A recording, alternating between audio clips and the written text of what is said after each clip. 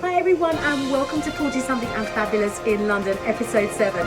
I'm Inez Roberta and here's what's coming up on today's show. A new thing to do on a Friday afternoon is to bake a cake. Something I have never ever done in my life. This week it's gluten-free, sugar-free, lime and coconut cake. So a lovely guilt-free cake for the weekend. I start by prepping the juice of 1 lime and the zest of 3. I'm going to be using 2 bowls and a set of scales. 145 grams of desiccated coconut and 225 grams of butter to start.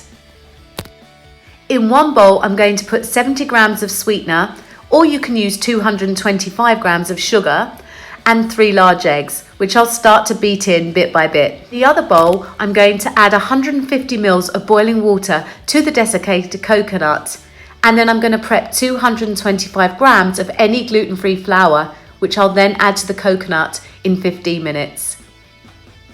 Meanwhile, in the other bowl, I'll add the lime zest and 3 tablespoons of sour cream to the beaten egg and sugar mix. I then add that mix to the other bowl along with 2 teaspoons of baking powder and the lime juice and mix it all together.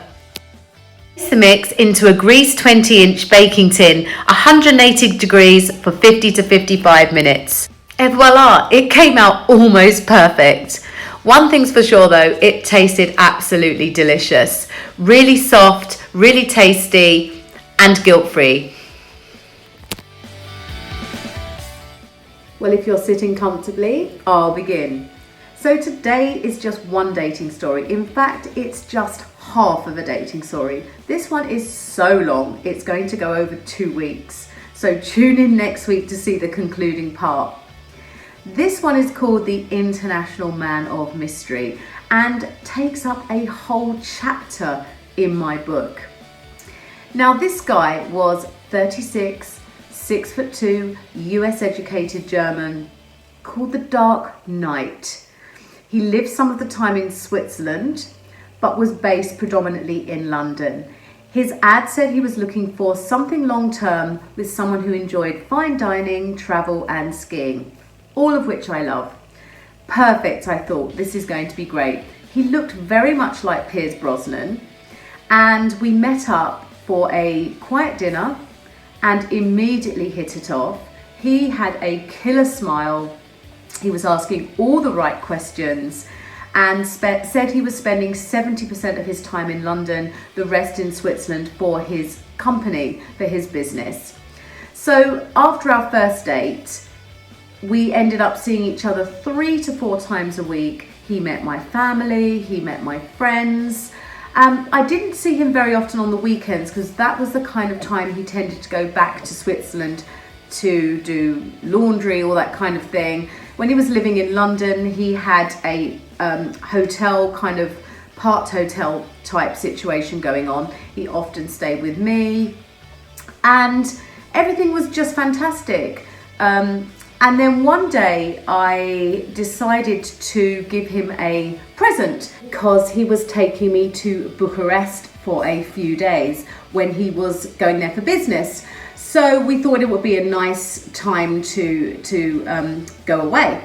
He also had bought me a plane ticket to go to his house in Switzerland. So anybody that said to me, oh, there's obviously something going on here, in my head I was thinking, look, we've now been together for well over a year. He's taken me to his home. He's taken me away on holiday. I see him 3 to 4 times a week. And I decided to get him a gift card and I was going to put it in the luggage tag of his suitcase. So I went to put it in and I found something that completely made me rethink our relationship. Tune in next week where I'll be following on that story. So if you watched episodes 5 and 6, you'll know that we've been doing our kitchen fitness exercises. Today I've got 3 more for you. And just remember, you can go back on the other 2 episodes. We're building up a whole collection of exercises that you can do. Choose the ones you like, maybe even do the ones you don't like. just to keep you going through this time of uncertainty when we don't know when the gyms will be back open. Keep yourself fit and healthy, create a little circuit, have a go. So for today's 3 exercises, you're going to need a kitchen bench or a chair, whatever works for you, whatever you have to hand, a tray of some sort, and as usual, our 2 jars of sauce. Again, if you've got weights, you can use weights or water bottles or anything else that you have around. Now, this exercise is a great warm-up exercise. All you'll need is your chair or your bench. And you're just going to start slightly behind it, hands on your waist, and you're just going to tap up, not putting any weight at all on the bench or the chair, just tapping up, tapping up. Now you can do this for 1 minute, 5 minutes, 10 minutes.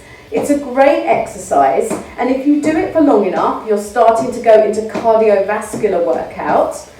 If this is too easy, you can always start to use your arms as well. So you're driving the arms up, engaging your core as well here for balance. And again, if this is too easy, you can grab hold of your trusty jars of sauce and you can place them here. And as you tap up, you can extend the arms above. So what you're doing here is also working your shoulders as well. So again, tapping up. Or you can just use your weights by the side of you to help you with your balance. So that's exercise 1, the kitchen tap. So exercise 2 is for the chest today, so the pectoral muscles. And this is called open the sauce. So you're going to take hold of your jars or your weights and you're going to take them to about elbow to shoulder height. So you're in a straight line there, holding on, and then you're going to squeeze to touch and open.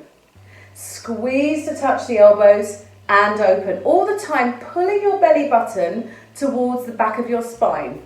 Pulling in, so you're keeping your back nice and straight. Squeezing in, and you should start to feel this after a few repetitions in your chest. Now when you're getting to the point where you're tired, you're going to hold the elbows together, and if you watch the side view, I'm just going to pulse up and down for a few more repetitions, and this really starts to work into the chest. You should really start to feel this.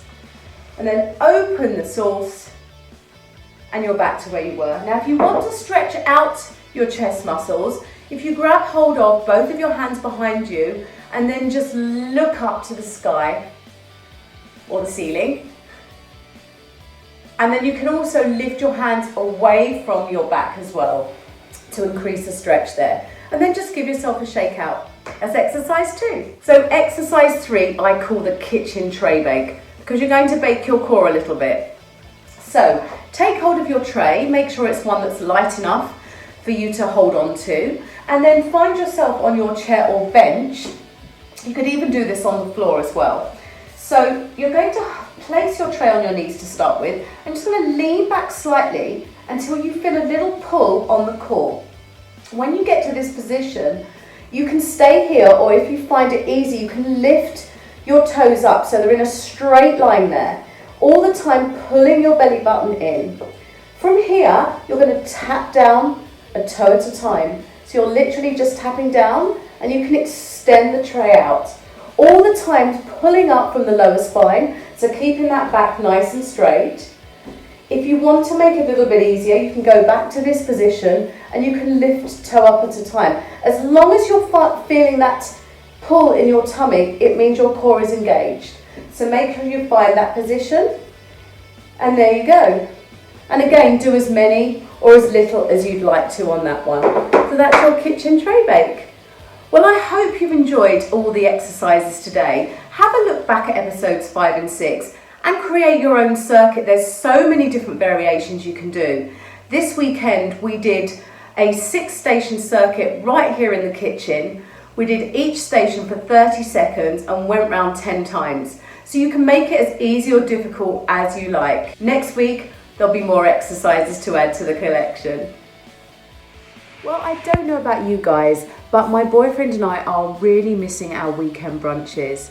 Usually on a Saturday or Sunday, we'll go off, find somewhere to have some nice food in an independent cafe or restaurant. And it's just a really nice way to spend some time on the weekends, just relaxing and just for a bit of a treat.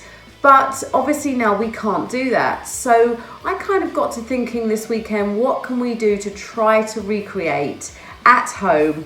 And actually was really surprised with how much money you can save.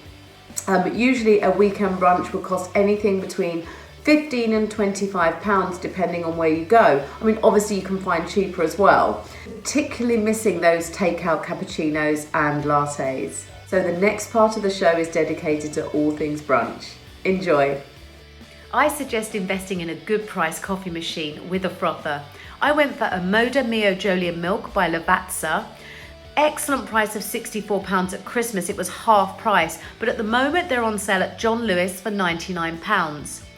I get my capsules from Amazon Prime. They're eco capsules. I particularly like Passionelle.